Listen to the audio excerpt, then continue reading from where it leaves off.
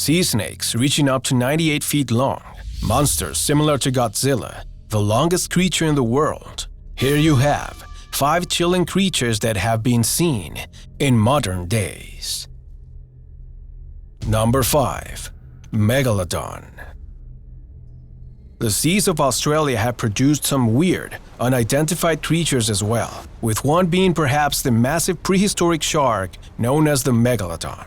Although it is thought to have gone extinct around 2.5 million years ago, there have been sightings into modern times, suggesting a surviving relic population.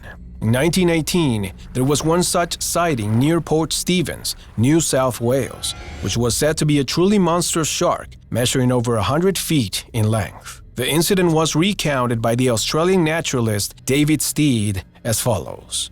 In the year 1918, I recorded the sensation that had been caused among the outside crayfish men at Port Stephens when, for several days, they refused to go to sea to their regular fishing grounds in the vicinity of Broughton Island. The men had been at work on the fishing grounds, which lie in deep water, when an immense shark of almost unbelievable proportions put in an appearance, lifting pot after pot containing many crayfishes, and taking, as the man said, pots, mooring lines and all. These crayfish pots, it should be mentioned, were about 3 feet, 6 inches in diameter, and frequently contained from 2 to 3 dozen good-sized crayfish, each weighing several pounds. The men were all unanimous that this shark was something they like, of which they had never dreamed of. In company with the local fisheries inspector, I questioned many of the men very closely, and they all agreed as to the gigantic stature of the beast. But the lengths they gave were, on the whole, absurd. I mentioned them, however, as an indication of the state of mind which this unusual giant had thrown them into. And bear in mind that these were men who were used to the sea and all sorts of weather, and all sorts of sharks as well. One of the crew said the shark was 300 feet long at least. Others said it was as long as the wharf in which they stood, about 115 feet. They affirmed that the water boiled over a large space when the fish swam past. They were all familiar with whales, which they had often seen passing at sea, but this was a vast shark. One of the things that impressed me was they all agreed as to the ghostly whitish color of the vast fish. The local fisheries inspector of the time, Mr. Patton, agreed with me that it must have been something really gigantic to put this experienced man into such a state of fear and panic. Was this report a hoax, an exaggeration, or an actual surviving megalodon? Considering the extreme sizes reported, it seems like this beast would be far larger than even the largest megalodon, so it is hard to tell just what these men could have seen. Number 4. A giant snake. How about talking about giant snakes? Back in 1846, marine biologist George Gardner, fascinated by botany, traveled to remote areas of Brazil to spend the next 5 years building one of the most extensive collections of the country's plants ever made. During his time there, however, he became enraptured with rumors about giant snakes. One such story he heard came from a Portuguese merchant named Raimundo Zima, who claimed that on July 6, 1930, he had encountered one of these giant reptiles. Raimundo was going up to Jamunda in company with his wife and the boy who looked after his motorboat. Night was falling when they saw a light on the river bank. In the belief it was the house they were looking for, they steered towards the light and switched on their searchlight. But then they noticed that the light was charging towards them at an incredible speed. A huge wave lifted the bow of the boat and almost made it capsize. At the same moment, they made out the shape of a giant snake rising out of the water and swimming around the boat. After that, the monster crossed the tributary of the Amazon at fabulous speed, leaving a huge wave and vanishing. Once on land, and still scared, Raimundo remembered that, as they had seen a single flash in the darkness, perhaps the snake had lost an eye as a result of an injury, and that is why the light from the boat was only reflected in one of them. Number 3. The longest creature in the world. The Ningaloo Canyon Expedition, a team of international researchers from institutes such as the Western Australia Museum, the Smith Ocean Institute, and the Scripps Institution of Oceanography, sought to find unclassified animal life off the coast of Australia in the Indian Ocean.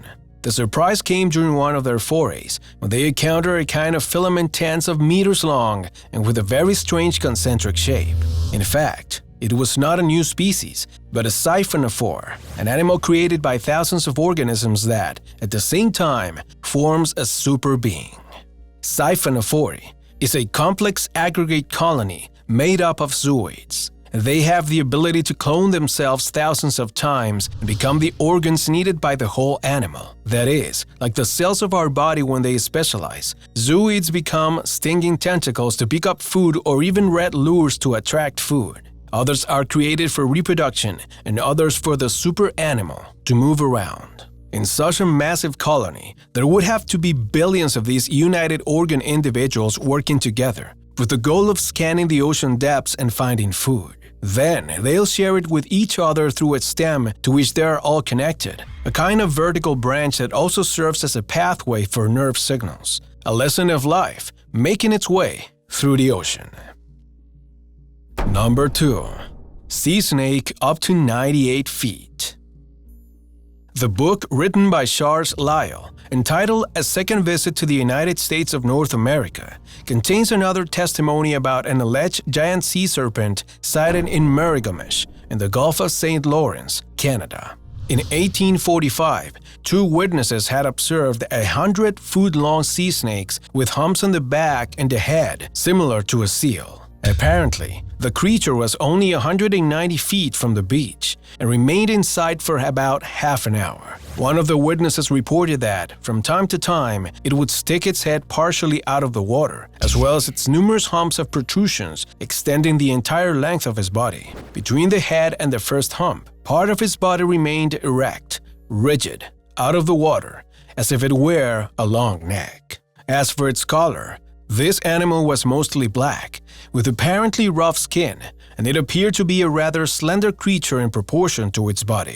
This was only one of many sightings related to this species of Loch Ness monster in Canada. Throughout that same summer, several fishermen off the east coast of Prince Edward Island, also located in the Gulf of St. Lawrence, sighted the same sea serpent, and in October 1844, a Mr. Barry also encountered the creature, which he described as a humpback snake 60 feet long. Number 1. A monster similar to Godzilla.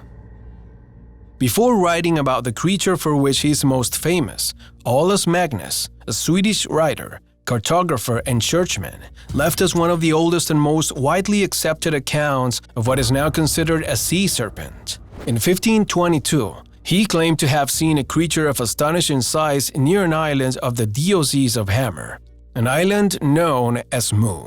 It was said that the appearance of these creatures foreshadowed some terrible event, in that case, the banishment of King Christianus and a great persecution of bishops. Perhaps this is the reason why during the 16th and 17th centuries, sea monsters were referred to as calamities.